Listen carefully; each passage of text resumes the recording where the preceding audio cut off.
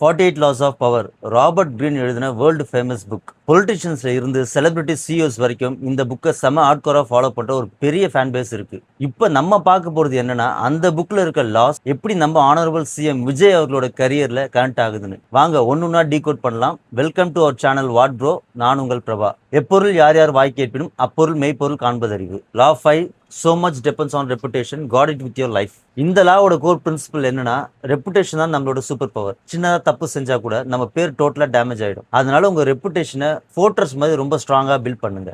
ஏன்னா அது இருந்தா மட்டும் தான் நம்மளால ஜெயிக்க முடியும். அதே டைம்ல உங்க எனிமிஸோட ரெப்புடேஷன்ல வீக்னஸ் ஃபிளாஸ் உங்களுக்கு கண்டுபிடிக்க தெரியணும். அதுக்கப்புறம் சைட்ல நின்று வேடிக்கை மட்டும் பாருங்க, மக்களே அவங்களுக்கு தூக்கி போட்டுருவாங்க. இதை ரொம்ப பெர்ஃபெக்டா யூஸ் பண்ணியிருக்காரு நம்ம சிஎம். இதை அவர் லைஃப்ல பார்த்தா ஒரு இன்ட்ரெஸ்டிங் பேட்டர்ன் தெரியும். சினிமா கரியர் ஸ்டார்ட் பண்ணும்போது ஏகப்பட்ட ட்ரோல்ஸ் கிரிட்டிசம் எல்லாம் வந்தது.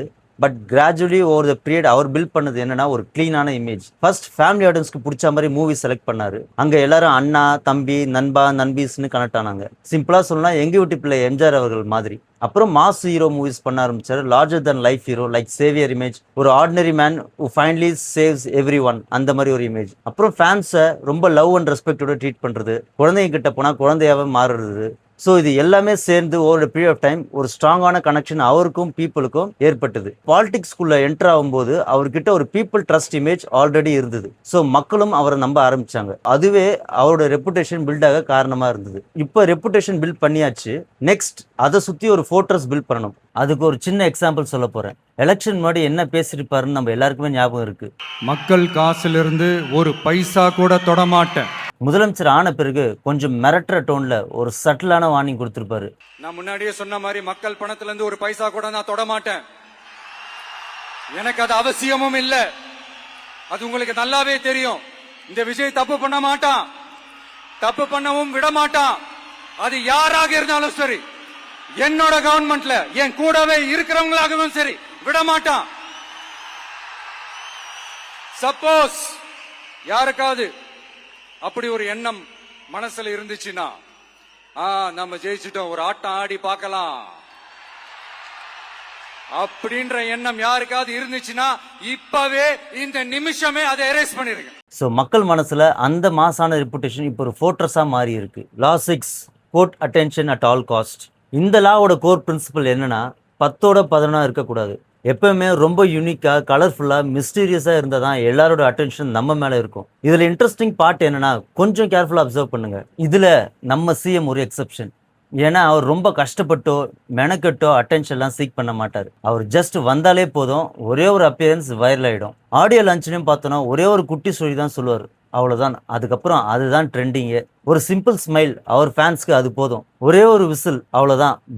Blast.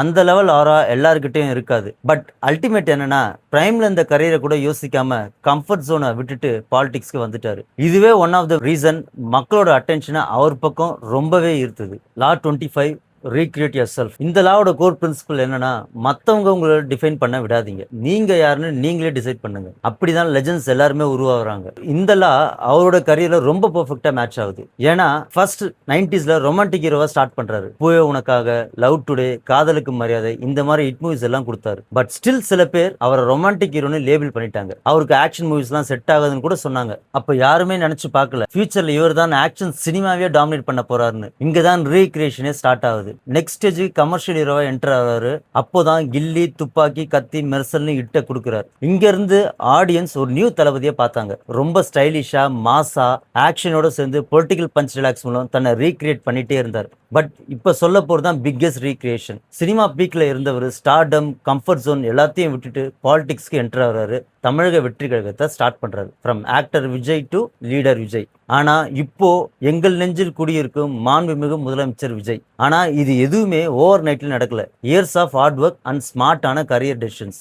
Law 35 master the art of timing. இந்த லாவோட கோர் பிரின்சிபல் என்னன்னா, அவசரப்படக்கூடாது, எப்பவுமே பொறுமையா இருக்கணும். At the same time right மொமெண்ட்டை நம்ம ஃபைண்ட் பண்ண தெரியணும்.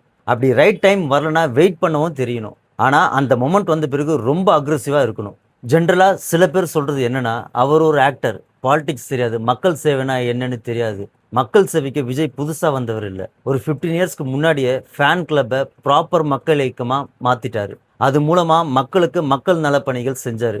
அப்புறம் அதுவே அவரோட பொலிட்டிக்கல் என்ட்ரிக்கு ஸ்ட்ராங்கான ஃபவுண்டேஷனா மாறுச்சு.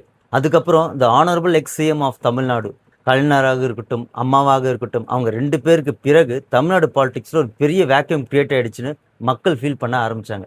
இப்போ சொல்ல போகிற விஷயம் தான் ரொம்ப முக்கியம். ஏன்னா Tamil Nadu people were looking for new and alternate leadership. Because மக்கள் வந்து பார்த்தீங்கன்னா இந்த ஓல்டு பாலிடிக்ஸால் ரொம்ப டயர்டாக இருந்தாங்க.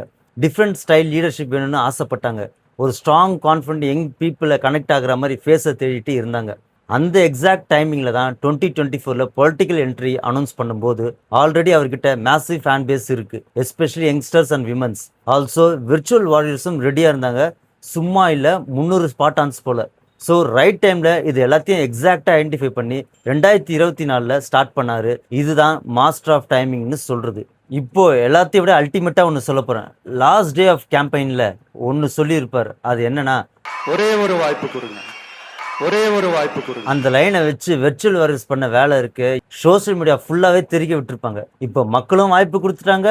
மக்கள் கொடுத்த அந்த வாய்ப்பின் முடிவு என்னன்னா, இப்போ தமிழ்நாட்டின் ஆனரபிள் சிஎம். மக்கள் தீர்ப்பு மகேஷின் தீர்ப்பு. அப்படியே லைக் பண்ணுங்க, ஷேர் பண்ணுங்க, சப்ஸ்கிரைப் பண்ணுங்க, மறக்காம கமெண்ட்டும் பண்ணுங்க. அடுத்த ஒரு இன்ட்ரெஸ்டிங் டாபிக்கோட உங்களை மீட் பண்றேன். நன்றி.